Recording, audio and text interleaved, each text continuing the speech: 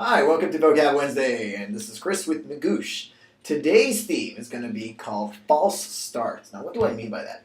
Well, check out this word, bombastic. Notice the first four letters, bomb, are very different from the actual meaning of the word, which I'm going to tell you in a moment. See, you read this and you think, wow, something's exploding, something's big, but actually, bombastic means you are speaking in a pompous manner.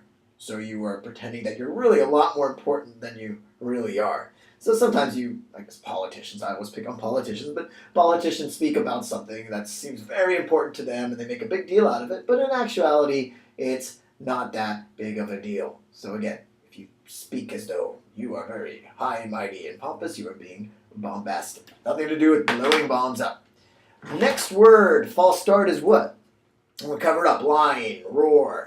Lionize does not mean to turn into a lion, to make roar. To lionize is to treat somebody as a celebrity, to treat someone worthy of great admiration and respect.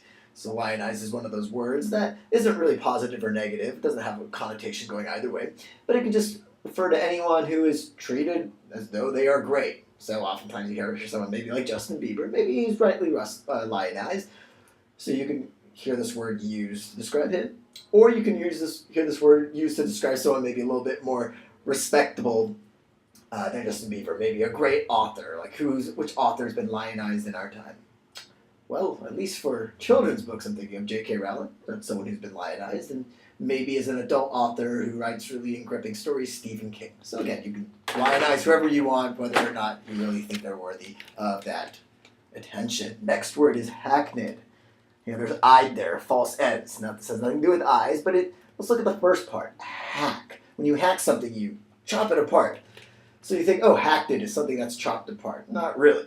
Hackneyed is something that is unoriginal. It's cliche. It describes usually creative products, maybe writing or movies, or anything that just seems very generic. It seems very similar to all the other stuff that's come before it.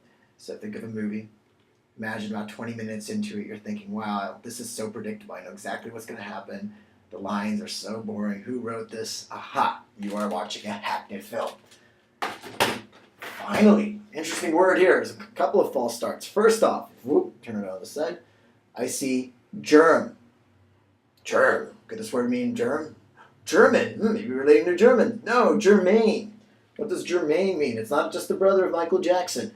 Germane means relevant to. So you can see there's a lot of false starts there. They don't really help you get at the meaning of the word. So something that's relevant or pertinent to. For instance, germane to this discussion on the word germane. I should say that germ comes from a seed or something that sprouts life. So therefore germane, something that's relevant to the main part. Somewhat of a tie in there, somewhat germane to the definition of germane. And like that, we are done with our false starts, and I will see you guys next week for our next installment.